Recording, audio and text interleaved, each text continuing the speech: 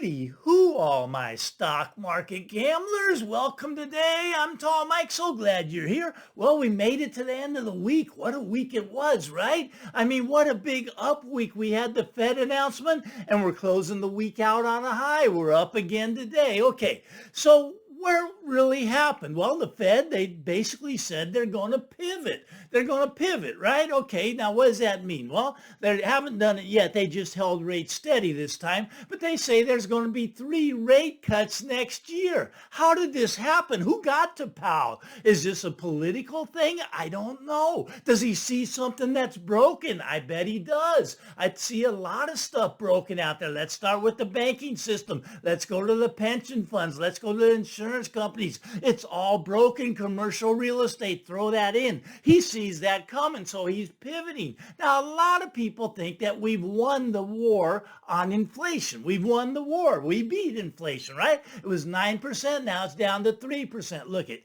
Here's the thing. You go over to Shadow Stats, and they measure inflation the real way, the way they did back in the 1980s. Inflation is still up above 7%, right? And we have a Fed funds rate of around 5.25. So it's not even above the rate of inflation. If they lower rates by 3 times next year, you're going to see this inflation number take off. Now, up until now, Powell was always talking about, keep higher for longer, keeping rates higher for longer. The only thing that's going to be higher for longer is inflation. He cuts those rates, you're going to see inflation take off like you've never seen it before. Now, this has created this big run up in the stock market, right? Big run up. I mean, we're spitting distance away from a record high on the S&P, on the NASDAQ. It's already hit the record high on the Dow. So they run it up into the end of the year, right? Why the end of the year? People like those $1 million bonuses. If you work on Wall Street, you'll probably get a multi-million-dollar bonus this year. We're at record highs, so obviously the economy must be doing great. I don't see it that way, but they did push this market up to spitting distance of a record high. But you got to take this into account, right? Okay, so we're right up here, almost record high. So you go back 2 years, well, that's the exact same place we were 2 years ago. So the people, who've had money with them for 2 years, they made nothing. They made zero. But how much did the Wall Street people make? They charge a ton of fees. They've been making money hand over fist, and now they're going to get these $1 million bonuses because we've ran this up into the end of the year. Look, there's a financial crisis that's coming this way. I say it's already here. I think it's in the banking system. They're trying their hardest to paper over that. They're trying to get the bonds rallying again so that the banks can recover the money that they lost. Now, maybe that'll work. Maybe that won't work, but I don't think it's going to work. You see, I think that the lag effect has already done the damage. The damage has already been done. The banks have already lost your money. Look, the banks need capital coming in because there's been over $1 trillion pulled out since Silicon Valley Bank went down this year. There's been 5 banks that have collapsed this year. 10% of the largest banks are no longer in existence, right? Okay, you wait till 2024, 5 banks, that ain't going to be nothing. 10% of banks going down isn't going to be anything, right? Okay, but the Fed has not won inflation. They have not. It's just, they just haven't done it. Okay, but we are at that record high. We're over 37,000 on the Dow. We're spitting distance from the S&P. Okay, so I do acknowledge that they've pushed the market back up to a record high. Now, here's the thing. We are extremely overbought. Extremely overbought. You never see this. Look at here.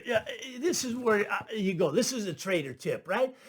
This is the bullish percentage indicator of the S&P 500 stocks.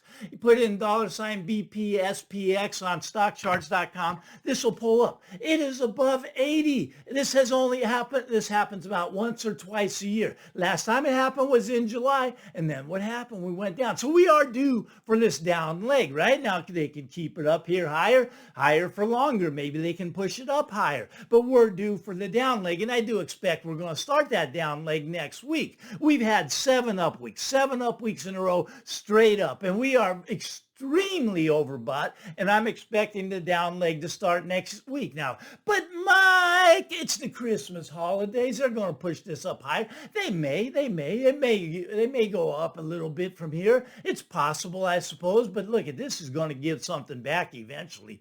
Eventually, it's going to give something back. Now, the Moon Boys are saying it's just a new bull market and it's just taking off. I don't think it's a new bull market. We're not, like I say, not even hitting high we had 2 years ago. Is that a new bull market?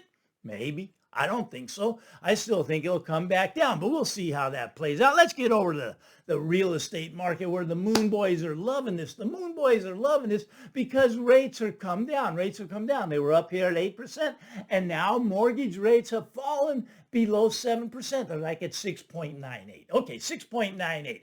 Wow, this is a great deal, baby. Get out there and buy a house as fast as you can. This is an opportunity. We're down at 7% mortgage rates. Now everybody can afford a house, right? Once again, I don't see it that way. I do not see it that way. Look at, yes, people think that because rates have come down, that house prices are going to continue to go up. I don't think so. I don't think so. I think that there's going to be a tsunami of homes coming onto the marketplace. It's just demographics, right? It's just demographics. All right, let's talk about this a little bit. Okay, we have another crisis going on. Besides the financial crisis, we have a retirement crisis going on. Retirement crisis, right? Okay, there's one thing that went down this past year. Last year, the average person going into retirement had $190,000 saved. Now that dropped down by $20,000 to $170,000. Why did it drop? Why did it drop? Well, because prices went up and they have to spend from their savings. People are using their savings just to survive. The retirees are using their savings.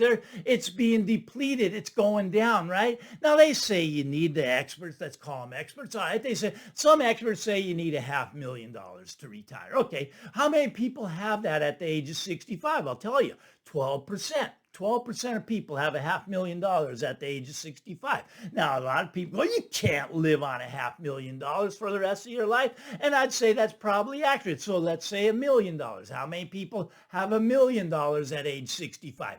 Less than 8%. Okay, so 92% of the people that are retiring, they don't have enough money. They don't. It's shrinking. It's good. It was 190 last year, 170 this year, 150 next year. Okay, it's coming down, coming down, coming down. But Mike, they get Social Security. Social Security is going to pay for their retirement. Look, they're going to get their money. They're going to print the money. They don't have the money anymore. There's over about 200 trillion in unfunded liabilities in the United States, and Social Security is a major part of that. All that money you put in there, what a scam that was. They've already spent the money. Social Security is broke, but they're going to print the money, so you're going to get paid, but it's not going to be worth anything. You see, what we have is an acceleration in the debt, right? Acceleration in the debt. Look, in 1980, we finally hit $1 trillion. $1 trillion in debt in 1980, okay? And then we reached 10 trillion in 2008, and now we're at 34 trillion. This is going like a hockey stick, right?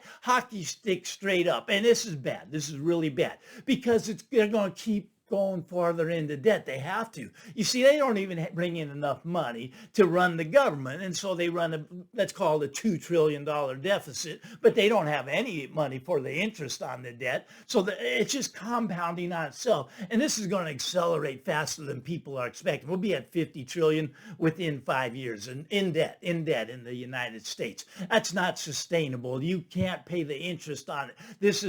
We're a zombie government, zombie country. We can't even pay the interest on our debt, let alone pay down any of the debt. You will never see us pay down $1 of the debt. And when people catch on to this, that the emperor's not wearing any clothes, well, what happens? Well, it gets very scary. You see, eventually, everybody thinks interest rates are coming down because the Fed's going to pivot. They're going to lower 3 times next year. Everybody thinks that's great, but here's the thing. The Fed does not control interest rates. Yes, they control the money that they can lend to the bankers at, and they can reduce that, the Fed rate. But the long term, that's determined by the market. Now, as you see this hockey stick going straight up, right? As the hockey stick of debt, it goes like this, goes flat, flat, flat, flat, and then just takes off and goes straight There's where the moon boy should be. That's going straight to the moon. I'm telling you, it is. Okay, so that's what's happening with the debt, right? And as the debt gets more and more, people do not want to loan us money, right? And they surely don't want to loan us money at only 4 or 5%. So those interest rates on the long end are going to start to go up, and they're going to spike up. You see what happens when they have these auctions? They got to print a lot of money, which means they have to sell a lot of these bonds, right? Okay, so they're going to sell these bonds, but there's going to be no bidders at 5%. No bid. That's called no bid. It's going to be no bidders at it. It's kind of like houses now. There's no bid on the house. You can ask $2 million for your house, but there's no bid until you get down to $1.5 million, and that's where the bid gets hurt. Right? Okay, so, but there's no bid on these bonds, and it's happening already. They're having really poor quality bond auctions, but people want more interest on their debt, right? People want to get more. If they're going to loan our government, I wouldn't loan our government a penny. They're bankrupt. It's a default government, but they're going to print money so they don't go into default. You see, if they went into default, they would hurt all their rich friends. Everything would crash down. Their rich friends, they don't want to hurt their rich friends, so they're going to hurt the poor people and inflate. The poor people aren't going to be able to afford food, aren't going to be able to afford gas. But when the debt keeps increasing 50 trillion, no one's going to loan the government at 5%. They're going to require 10, 15%. Now, what's this going to do to mortgages on houses? Mortgages on houses, everybody thinks they're going down. They went from 8 to 7. I'm telling you, 2024, we're going to hit 10% because of the long end of the debt market. The long end, people are going to demand more money when they see we have no intentions of ever paying them their money back.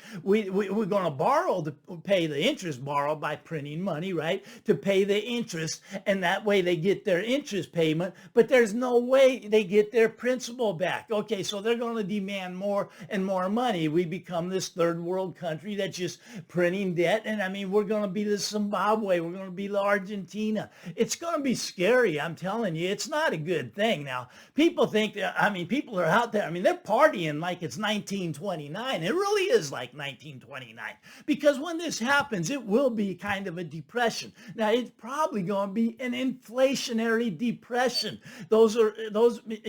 Depression doesn't mean that just prices went down. You can have a depression when prices are flying up. Believe me, Zimbabwe is in a depression. Argentina is in a depression. We will be in a depression. Yes, you're going to get your Social Security check. No, it's not going to be able to buy you anything. Retired people are going to have trouble surviving. There's going to be a tsunami. They're going to dump their houses onto the marketplace. It's just the demographics, right? I mean, you buy a house now 5 years, you're going to be in a world of hurt. But now, look, I'm not telling you not to buy a house. There's a lot of reasons to buy a house. You want to start a family, you found the perfect home, go out, buy that home, right? Okay, that's your dream home. That's your dream home. And you want to pay that 7% interest up here at the price that Billy Bob sold at. You go right ahead and do it. I'm not going to stop you. I'd even sell it to you. I'm a real estate broker. But I'm telling you, just the demographics alone makes it a bad time to buy real estate, right? The other thing that makes it a bad time to buy real estate is it's the largest bubble in the history of the world, right? I mean, like how the stock market is overbought, extremely overbought. You can only stretch the rubber band so far. And this rubber band on the real estate market is stretched so far. It's going to revert back to the mean. Now, that's a drop of about 40% from here. But that could never happen in my area. Yes, it can. It's going to come to your area. Maybe not now, maybe not tomorrow, but it will get there. It will get there within the next, well, for sure within the next 3 to 5 years. We don't have years left. We really don't.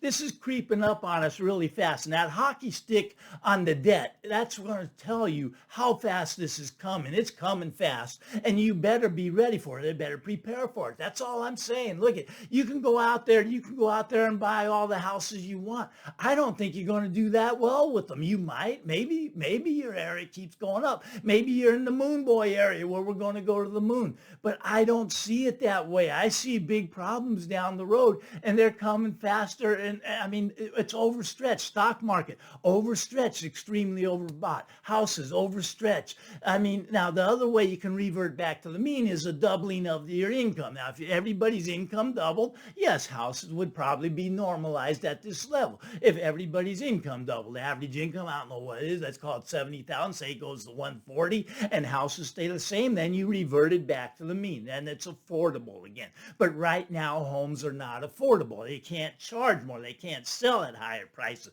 So you go buy a home now, just plan on selling at a lower price. That's all you got to do. Nothing wrong with buying a home. You can live there. You can enjoy it. You can afford the payment. That's great, but just realize that if you're not holding for 10, 20 years, you're going to be selling that home at a loss if you want to move. Okay, that's just my take. Now, once again, a lot of people have a completely different opposite view. Dave Ramsey, Barbara Cochran, great time to buy, isn't it? And if you listen to them, you go out there and you buy now, I just think you're going to have some regrets. But once again, it's a personal issue of to buy or sell a home, and you got to make your own decisions. I'm Tall Mike. You like this stuff? Give me a thumbs up. Why not? Get out there, everybody. Enjoy the weekend. Have a great weekend. Hit the subscribe. I want to talk to you again next week. Bye-bye now.